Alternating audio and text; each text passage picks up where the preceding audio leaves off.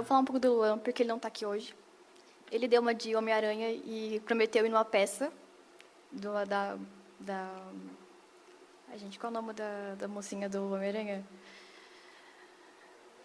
Mary Jane, isso. Ele foi ver a Mary Jane dele e, como hoje é a última vez que a peça vai acontecer, e o resultado saiu quinta-feira, da lista da galera de hoje, ele pediu para eu cobrir ele. Então, por isso que eu estou aqui. Bom, eu vou ler um trecho de cada prosa dele. Olho Roxo. Emma havia acabado de matar seu marido, Thomas, que marinava no chão da cozinha, ensopado numa poça de sangue, enquanto a viúva folheava tranquilamente um livro de receitas na sala. Embora ambos estivessem agora numa calmaria muito desejada, o caso não se dera facilmente. A vítima sentiu cada centímetro da peixeira afiadíssima invadindo seu tórax despreparado. Mas nem a ponta saindo pelas costas, nem o baque do gélido punho encostando no externo deram fim ao tormento, pois o homem continuava vivo com a lâmina quando a lâmina abriu o caminho descendo e, como que indecisa, abriu o caminho subindo. A voz de Thomas, antes imponente e rigorosa, agora perdia os tons varonis e adotava os de ave canoura mastigada por um gato.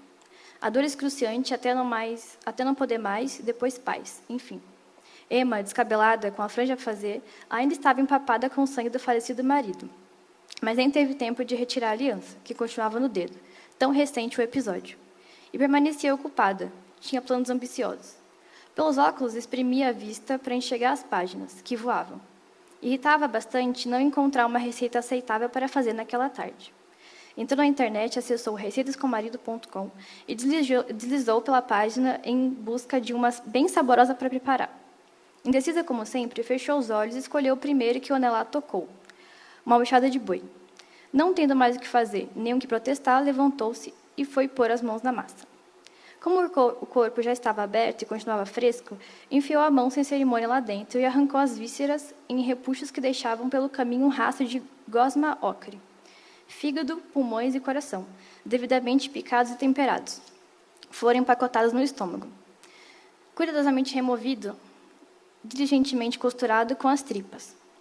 A língua, parte essencial do prato, ela não quis pegar, pois ficou com medo de, arrancando-a, fechar os olhos do homem, que congelaram arregalados nas ventas, assim. E que agradavam. Era um olhar com o qual ela estava acostumada. Foi com esses olhões que ele a fitou pela primeira vez.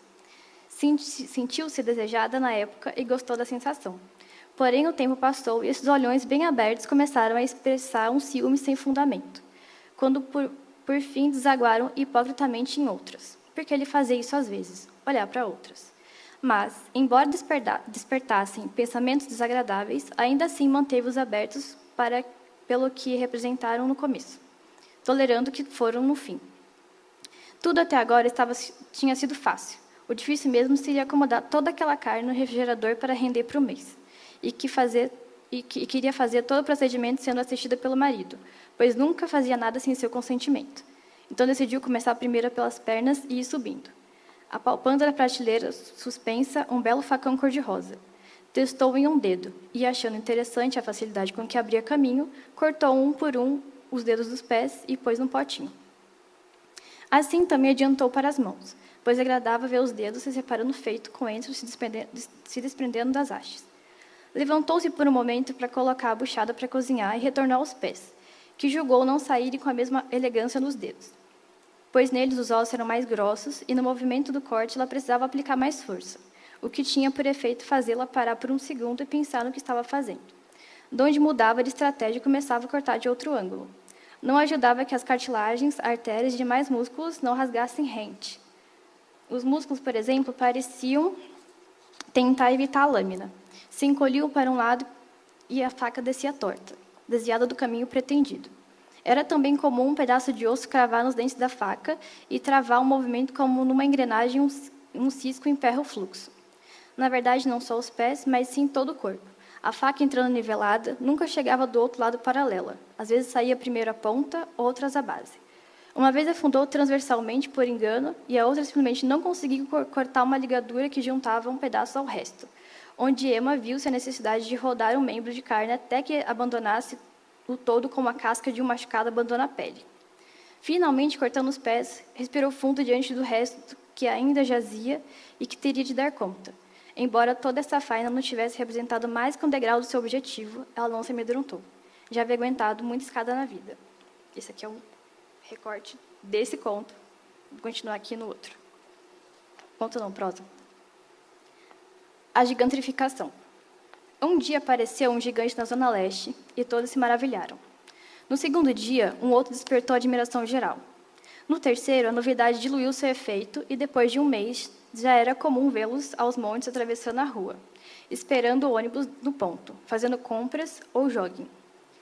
No começo, esses desmedidos não passavam disso mesmo, meras curiosidades que momentaneamente ocupam nossa vida. Como quando, cansados e no ônibus, afundamos a têmpora no vidro e processamos os borrões de gente deslizando na contramão da retina. Ou a de uma criança, que, deslumbrada, aponta como se não fosse evidente até a mãe arrastá-la e sumir na curva de uma esquina, ainda com o dedo em riste. Claro, as pessoas não tinham que prestar mais atenção para o alto para não serem pisoteadas, mas isso a gente já fazia para que não fôssemos alvos de pombos. Então, não era lá como se tivesse algo mudado de fato. Com o tempo, no entanto, deixou de ser apenas um incômodo fortuito para se tornar um verdadeiro problema social, pois o gigantismo, como assim passou a ser conhecido, demandava acomodações proporcionais. Ora, primeiro as calçadas tiveram que ser alargadas, o que resultou no agigantamento do trânsito. Com esses carros populares os carros populares se transformaram em ônibus e comprá-los o dinheiro girafou de tamanho. Nos capitalistas, que ofertam como se respondessem polo a um cliente que gritasse Marco, cresceu-lhes o olho quando perceberam o mercado em ascensão e tentaram adiantar-se à própria demanda. Nas vitrinas apareciam lá ou cá óculos de dimensões robustas custando os olhos da cara. Um sapato tamanho família era mais caro que os calos dos pés de um retirante. Luvas imensas podiam servir de cobertores para quem já desgastava todas as digitais na massa. E tudo começava a tomar outra forma, nem tanto tamanho família. Antes mesmo, tamanho árvore genealógica. O progresso guiado pela nova proporção áurea do padrão do dólar que, como a cunha do sapato, se cunhava. Uma nota gigante, ou uma giganota, valia o triplo ou até o quádruplo de uma nota comum. Esta, de fato, foi destituída gradualmente do seu poder aquisitivo a ponto de virar troco. Função antes preenchida pelas moedas, que, por sua vez, viraram disco de frisbee. E não levou muito para que pegasse-nos com as bocarras gigantescas, chihuahuas imensos e poodles cabulosos. Absurdos. Cachorros de senhora já comiam melhor que os cidadãos de estatura mediana que vinham sendo expropriados pouco a pouco pela alta do mundo.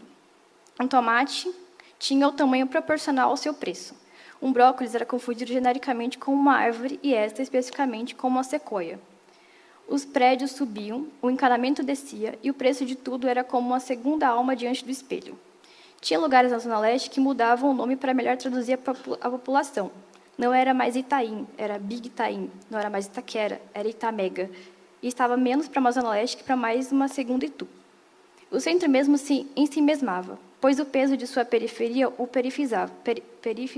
periferizava. E não demorou muito para que se ouvisse cantando na capela algum versículo do Êxodo, caravanas mil que da antiga margem rumavam ao centro, marginalizado em contínuas levas de comuns.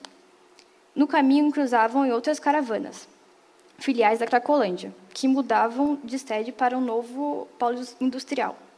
A locomoção, porém, não era pacífica. As levas colidiam umas nas outras, criando animosidade no epicentro dos efeitos, às margens das causas. E, no meio disso tudo, pisoteado, jazia todo em frangalhos o homem de 1,70. Bom, isso aqui são as primeiras, uma página e meia da segunda prosa. E acho que esse é todo o meu trabalho.